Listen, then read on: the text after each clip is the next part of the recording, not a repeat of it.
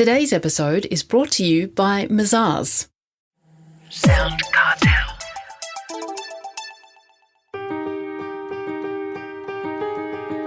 From SoundCartel, I'm Nicole Goodman, and this is Business Essentials Daily.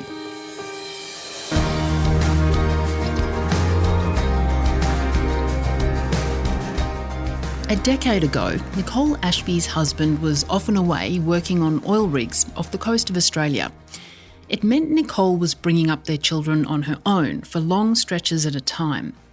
Her experience as a partner of a fly-in, fly-out worker led her to found FIFO Families, an organisation which offers support to many thousands of other families like hers around the country.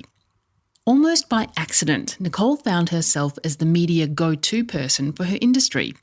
Over the years, she's been interviewed hundreds of times on major commercial TV and radio stations, the ABC and SBS, and she's been quoted in most national and major metropolitan newspapers. The publicity she received for her business would have cost a huge amount of money in advertising terms. Instead, it was all free. She's since sold FIFO Families, and today she helps businesses leverage the media for their own growth. So how does a business operator get their voice heard? Nicole Ashby explains to Chris Ashmore what journalists are looking for. As business owners, we live and breathe our business every day. So we are experts in our particular field and we know it inside out. So it's a matter of presenting that to the media in the way that they want to consume that information and being able to say yes. So when they ring, answer your phone. And if they say, Chris, can we interview you, in 7 minutes for ABC Radio? You say yes.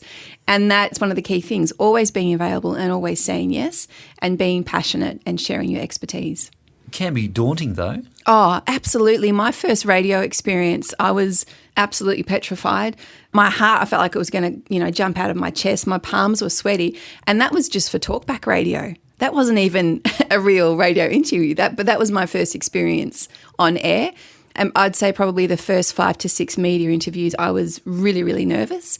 But then, like anything, it's a matter of having a go, saying yes, and then you get used to it and you can ask for recordings of your media interviews if it's radio, and you can read your print interviews and you can watch yourself on TV, and soon, you can really start to hone the way you present and what you like to say and what your key messages are through feedback.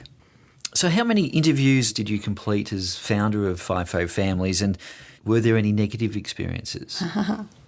I'm not sure the exact number, but hundreds and hundreds, probably between 300 to 500 media interviews right across the country and overseas as well. That's over a 5-year period. I think the peak, I did 21 interviews in one day when there was a federal FIFO inquiry into FIFO in WA. Well, it was in WA, so the media were just all over it. And negative experiences, yes. I have only had 2 though, which is great. So you think of all of the hundreds of media interviews I've done, and quite often this can be a reason why business owners almost use it as an excuse not to go to the media because, well, what if something is wrong? What if I'm misquoted? What if I'm taken out of context? That could be damaging. But I say go out there and do it. And the media, generally, they want to look after us because they're a business too. And you've got to remember they're a business, so they want increased listeners, viewers and readers. And we can help them do that if we say yes and we're passionate. So it's just about positioning yourself really with that. But my 2 negative experiences, one was with a lowbrow newspaper in Perth that, I probably shouldn't have said yes to that particular media interview, but I managed to dodge a bit of a bullet. I had one company that said we won't work with you. But, I just think of all the interviews I've done, there was only 2 that were a bit it didn't go the way that I had planned it, but that's all part of my learning. Well, in a nutshell, what happened? A newspaper had called me in Perth and they said, we want to do a month special on safety in FIFO. And they said, could you contribute and could you also have families that could contribute to this? And so looking at health and safety and also mental health, because the media would also come to me looking to speak to families and workers as well. So it wasn't just me, but also people they wanted to interview.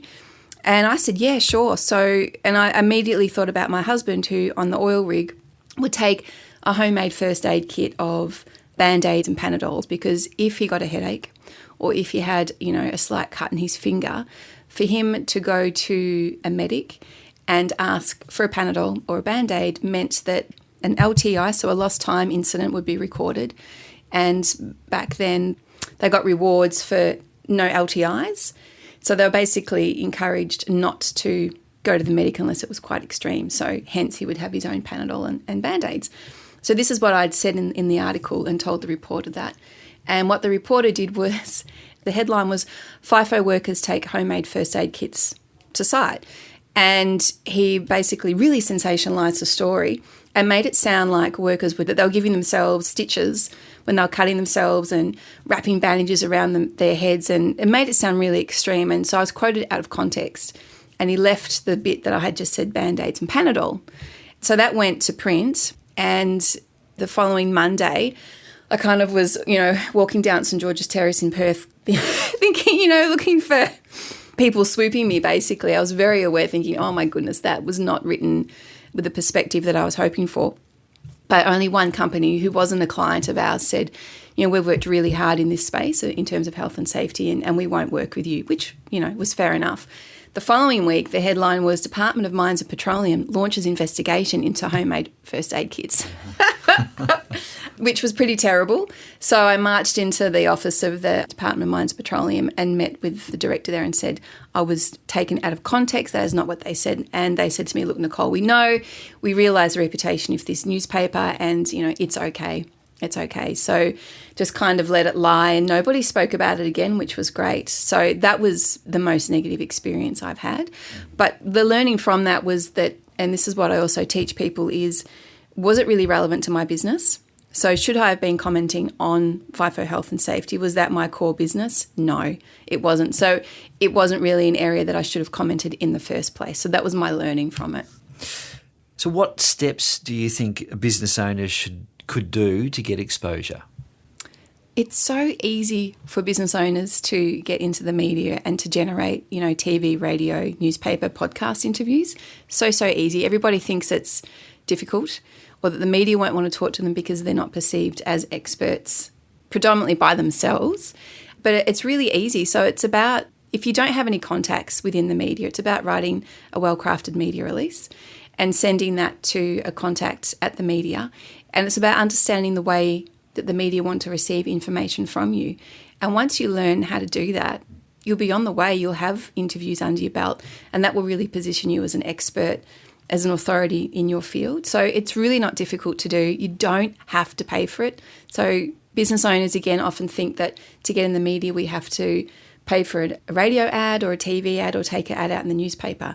No, don't do that. And consumers also know that you're paying for that ad space as well. So it's about understanding your story, why you set up the business, why you got into that particular niche, what you're doing to help people, or how your product is making a difference. Attaching to the human element angle of that, because we love reading about, human stories and human interest. And again, just really pitching that to the media in a way that they want to receive it.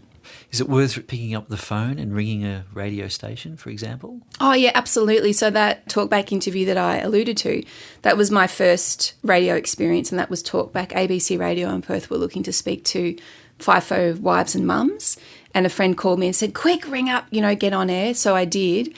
But I was that petrified. I can't remember the interview at all. I have no idea what I said. But what I didn't say was I didn't mention FIFO families. So I then got off the phone and then thought, you fool, you crazy woman. So I rang up ABC Radio and spoke to reception and said, look, I was just on air. And they put me through to the producer, and I just said, look, I've started this organisation called FIFO Families. And they said, oh, brilliant, can you come in tomorrow for an interview? So it's that easy. And going back to the media release, there's an art to writing one. What are your tips on writing a good media release? So the most important thing is the headline. So the headline will become the subject line for your email, and it must have a hook.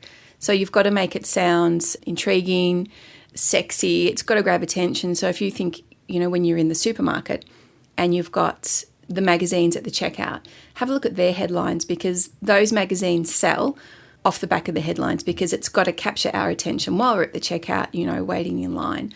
So that headline is really, really important, and you can do a few different things, by calling out people by their name. So if it's men, women, Gen X, baby boomers, for example, it can really help. But there's a bit of an art, but you really want that subject line. And as business owners, I guess the key thing is not to over-promote our business. And that's one of the challenges as business owners. We want to say how great and how wonderful our business is, but you've got to tell a story and you need to follow the template of a media release for it to be successful. Well, in summary, how much is it worth in dollar terms to get free publicity from the media? In dollar terms, if you were to get, say, a quarter-page feature in a newspaper such as the West Australian or, even The Age in Victoria, you'd be looking at probably $2,000 to $3,000 worth if you were to take out an ad. Right. It's been said to me by someone very well known in the media, but the amount of media that I've generated is worth about $500,000 worth if I was to have paid for that. And I certainly built FIFO Families off the back of all of those media interviews. So it's hugely beneficial, hugely powerful, and it can just do so much. We had a client who was in a newspaper a couple of weeks ago, and I said to him, "How did you go?" And he said, "I got 8 new leads from one newspaper article." And then he said, "We've also got one commercial contract that's pending from that." So I think he said it was worth about $80,000 to his business from one newspaper, and that was a local newspaper in Geelong. So it wasn't even a national newspaper. So that's one. So I always say you want to try and go for 5 to 6 media interviews to keep you, I guess, on the forefront of the media's mind. So then when your particular area comes up, they'll come straight to you. So one media interview is great, and you can get $80,000 worth of business easily. But what you want to do is keep doing that, 5, 6 times a year, year in, year out, because then the media have you on speed dial. They come straight to you for your opinion, and it just opens up so many other doors that you would never even have thought of. That was communications expert Nicole Ashby.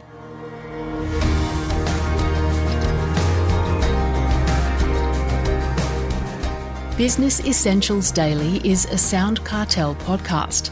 Producers are Nick Schildberger, Chris Ashmore, Jeff Waters and myself. Technical production by Pete Letts. I'm Nicole Goodman. Thanks for listening. We'll bring you more Be Daily next week. SoundCartel. This episode was brought to you by Mazars. To find out more, visit mazars.com.au. That's mazars.com.au.